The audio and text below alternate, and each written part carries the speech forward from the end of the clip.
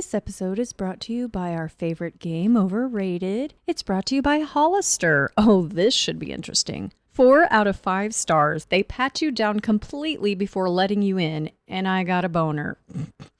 Welcome to another episode of Noetic Resonance. This episode is for educational, historical, and spiritual purposes only. Nothing shared here constitutes theological instruction or religious prescription. The Testament of the 12 Patriarchs is an ancient Jewish text, likely composed or compiled between the 2nd century BCE and the 2nd century CE, that never entered the Hebrew, Catholic, or most Protestant biblical canons, yet was widely read and copied for centuries in early Christian communities, especially in the Eastern Church. Today we open it honestly, and as a window into how ancient readers process sibling betrayal, jealousy, confession, and forgiveness through the lens of Jacob's 12 sons. As always, I will tell you clearly when something is established historical fact, when it is scholarly interpretation, and when it is my own read. Take what resonates, investigate what challenges you, and release what was never yours to carry. Every family carries a story it doesn't tell at dinner. Israel's founding family carried one of the worst any family could carry.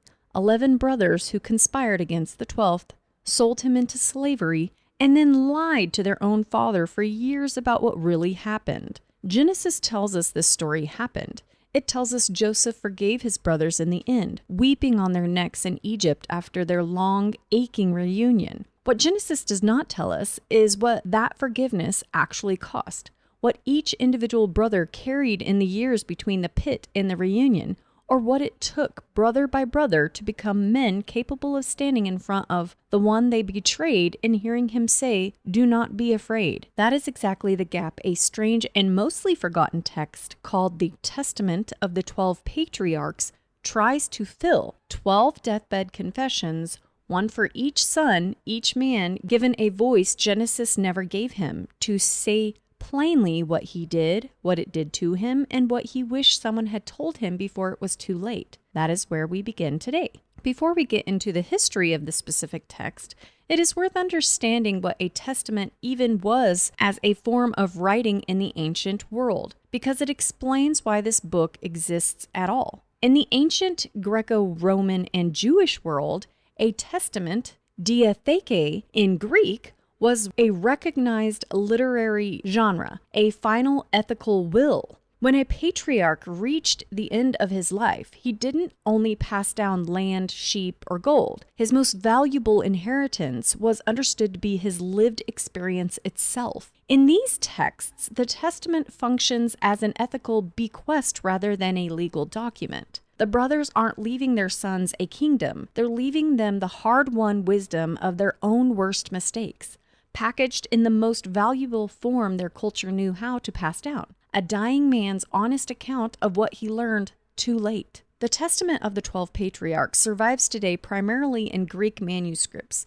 the oldest complete copies dating from the 10th century through fragments in Aramaic and Hebrew found among the Dead Sea Scrolls at Qumran show that at least some of this material circulated much earlier, likely in the 2nd century BCE. That's an important distinction to hold on to.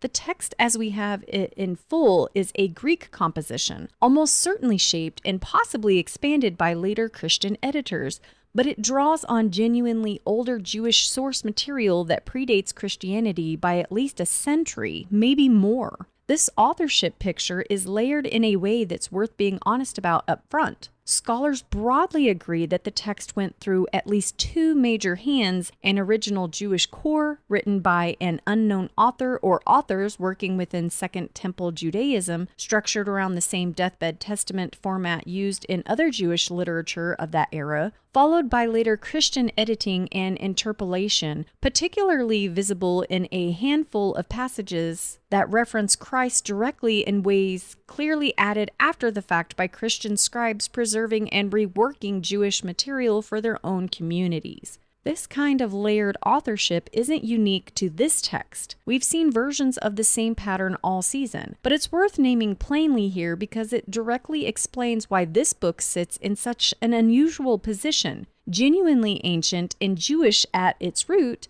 genuinely reshaped by Christian hands in its surviving form. As for why it never entered any canon, Jewish or Christian, the honest answer is that it simply never gained the same widespread liturgical use and apostolic association that texts like Sirach or even Enoch achieved in various communities. It was read, copied, and clearly valued. Origen and Tertullian both reference it in the early 3rd century, which tells us it was circulating and taken seriously enough to cite, but it never crossed the threshold into formal recognition the way the wisdom of Solomon nearly did in some traditions. This is worth pressing on a little further because it's genuinely unusual. Nearly every deuterocanonical text we've opened this season, Enoch, Jubilees, Sirach, the wisdom of Solomon, even Susanna and Bel the dragon, found a permanent home somewhere, most often within the Ethiopian Orthodox Tewahedo canon,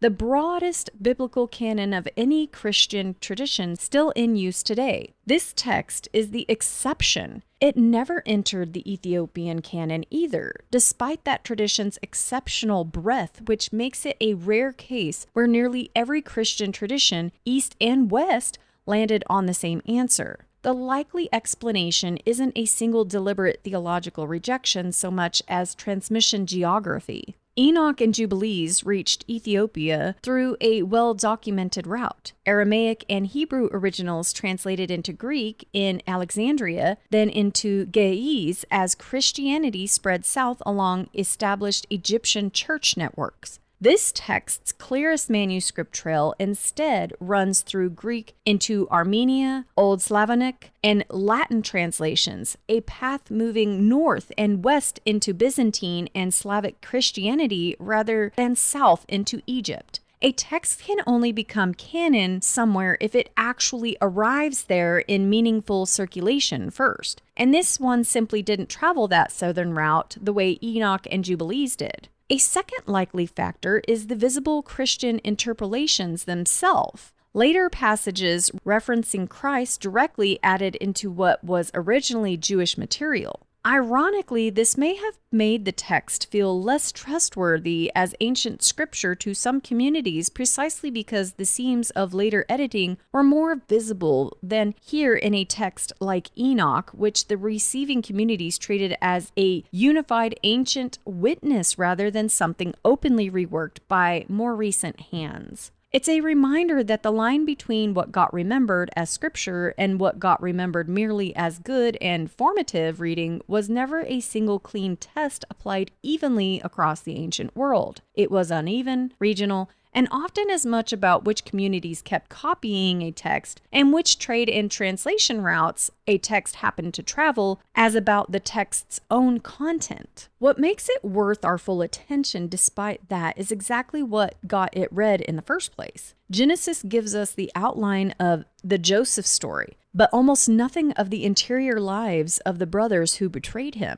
This text imagines that interior life directly, in their own voices, confessing rather than being merely described. That's a kind of material Genesis simply doesn't offer us anywhere else in Scripture. The text follows Genesis's own birth order, so we begin appropriately with the eldest. Reuben's testament opens with real vulnerability, an old man calling his sons together specifically to confess, "Before I die, the sin I committed, that they might learn from his failure rather than repeat it blindly." His sin, sleeping with Bilhah, his father's concubine, recorded briefly and without explanation in Genesis 35:22, gets extensive interior treatment here, and it's worth hearing in his own words.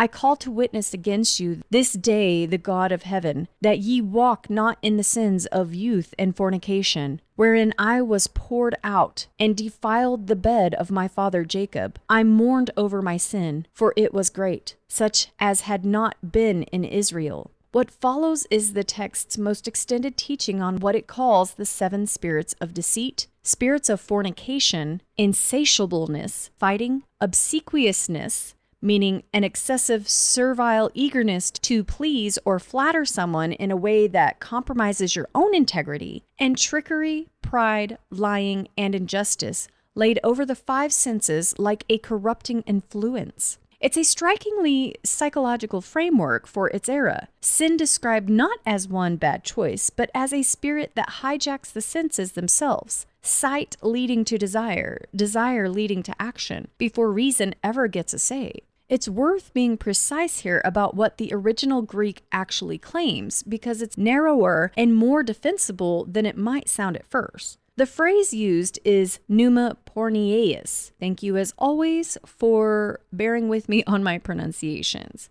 Spirit of fornication is what it means, and porneia in Koine Greek points to illicit or violating sexual conduct itself, not a sexual desire in the abstract. Reuben's own account bears this out. He describes being seized and acting against someone without her consent or awareness, not merely feeling attraction and choosing not to restrain it. The text's actual concern, read honestly, isn't sexual desire or a high degree of sexual activity between consenting people. That's simply not what's in view here at all. It's specifically about desire that overrides another person's dignity and consent, taking rather than sharing.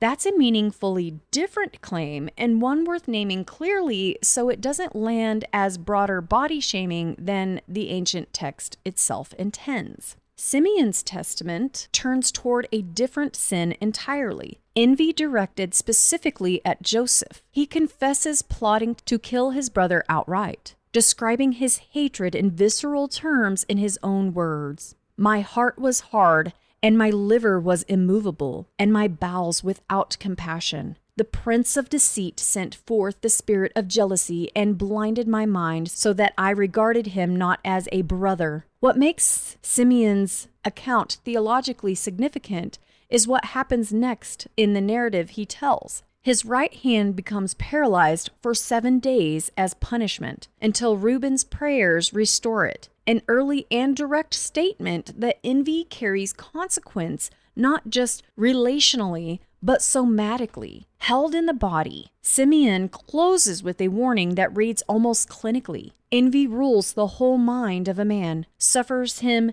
neither to eat nor drink, nor to do any good thing, ever prompting him to slay the one he envies. It's worth pausing on Simeon's paralysis specifically, because these ancient writers understood emotional dynamics in a way that echoes far more recent psychology than most listeners would expect. They didn't treat guilt or envy as floating intellectual ideas. They understood that unaddressed shame and hatred manifest literally in the human body. Simeon's paralysis wasn't only a divine lightning bolt striking from outside. Read closely, it functions as his own body enforcing a boundary his mind refused to acknowledge on its own. In many ways, these testaments are, at their core, an ancient manual for what we'd now call shadow work, bringing the ugly, suppressed parts of ourselves out into the light on purpose, in words, in confessions, so that they stop quietly driving our actions from the dark.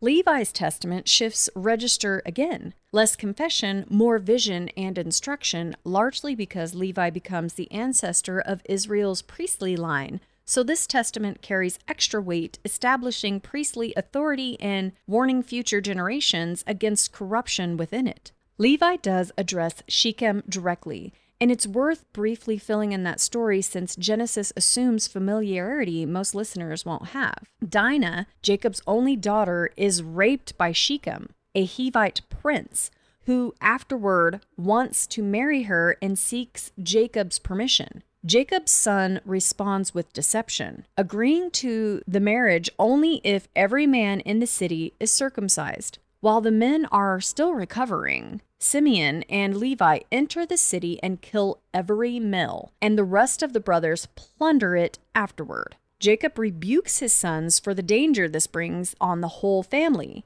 and their justification, recorded in Genesis 34:31, is simply, "Should he treat our sister like a prostitute?" Levi's testament frames this less as confession and more as zealous, if troubling, justice. The more striking material here is a vision Levi describes of 7 heavens and his own priestly ordination by angels, followed by a sobering prophecy that his own priestly descendants will one day become corrupt, blaspheming, oppressing the poor, until judgment eventually falls on the priesthood itself. It's a rare moment of sacred office critiquing its own future failure in advance, humility built directly into its founding story. Taken together, these first 3 testaments already show the pattern the whole text will follow: confession paired with concrete counsel, sin named specifically rather than vaguely, and consequence, whether paralysis, ongoing shame, or prophetic warning, always following close behind.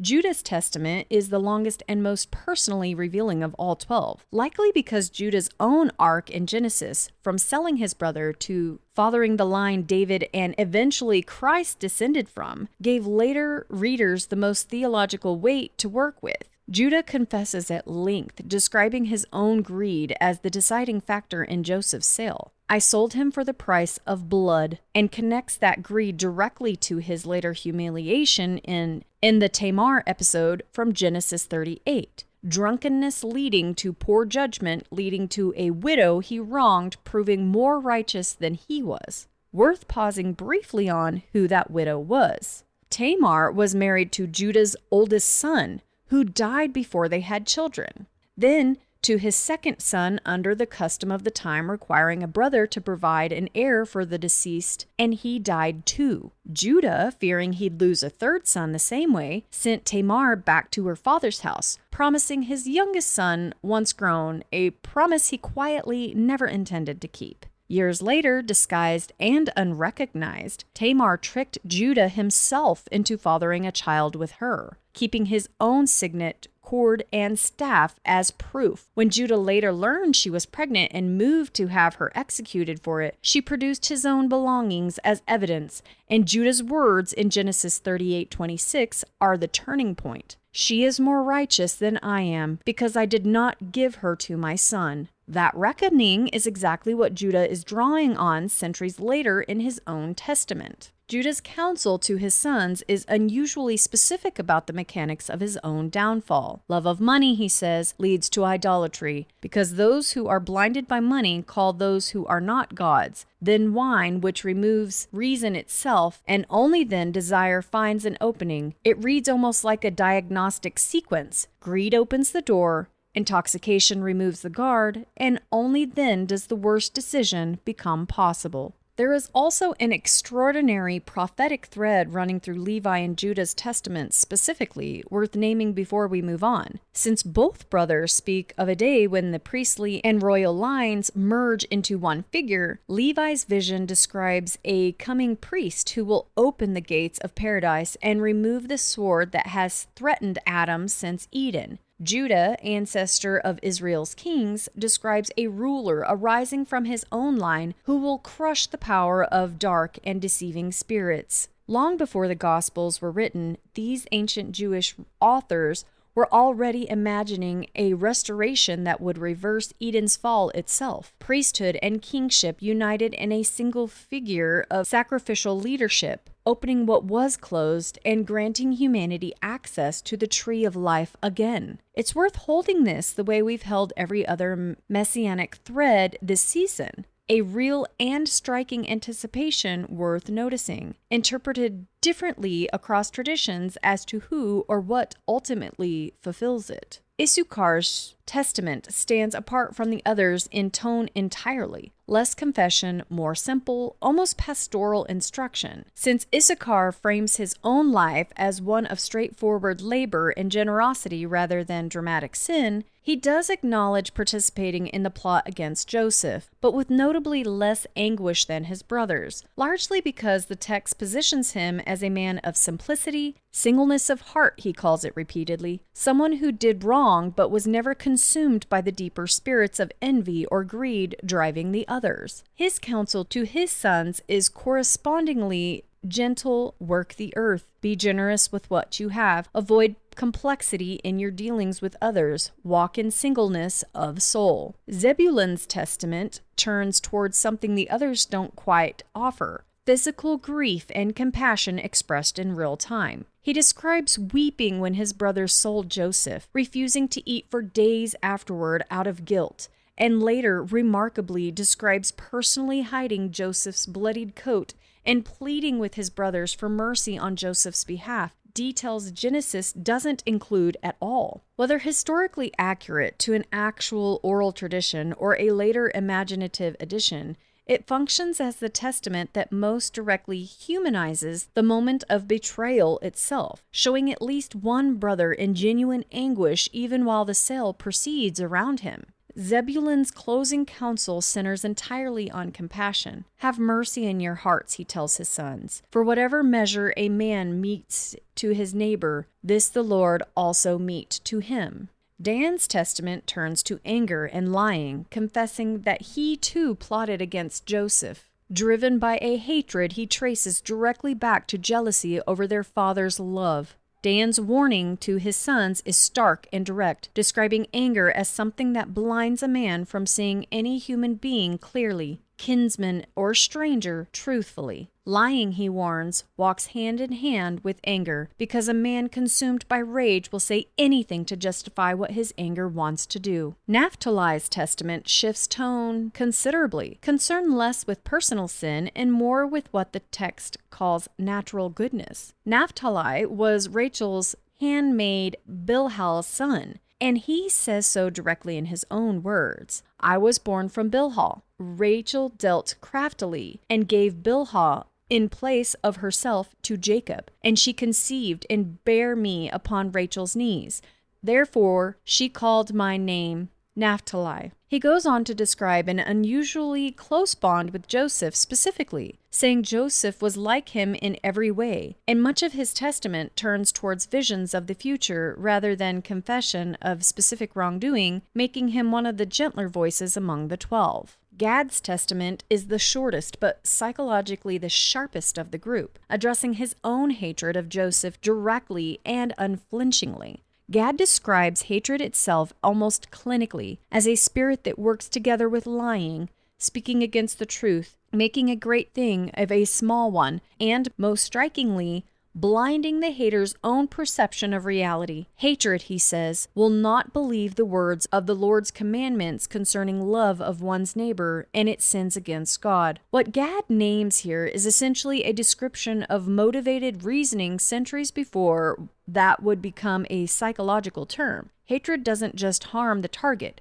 it corrupts the hater's own ability to see the truth clearly at all. Asher's testament takes the most philosophical approach of any brother, teaching what the text calls the two ways, or the two faces of vice and virtue that exist in every person. Asher's central image is a person with two faces, warning his sons that a person who does good outwardly while harboring evil intent inwardly is worse than one who is simply honestly wicked, since deceit corrupts trust itself. His counsel is to pursue singleness of purpose, ensuring the inward heart and the outward act actually match. Joseph's testament reads differently from every other brother's the moment it opens, because Joseph alone among the 12 has nothing to confess about the betrayal itself. His testament instead teaches something the other 11 were all, in their own broken ways, groping toward, what it actually looks like to hold real harm without being consumed by it.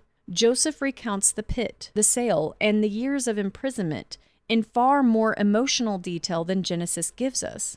On the accusation itself, worth naming plainly since Genesis 39 only summarizes it, Potiphar's wife repeatedly pressures Joseph to sleep with her while her husband was away. And when Joseph refused and fled, his coat behind in her grasp, she used that coat as false evidence, accusing him to Potiphar of attempting to assault her, when the truth was the exact reverse. She had been the one pursuing him. This testament expands that scene considerably in Joseph's own voice, describing her threatening to kill herself if he wouldn't yield to her, and his own response recorded here as, "Why, wretched female, are you troubled and disturbed, blinded by sin?" He describes kneeling in prayer through an entire day and night afterward, weeping and asking for release from her. What follows is some of the most direct emotional testimony in the whole book, worth hearing in Joseph's own words rather than only summarized. "These my brethren hated me,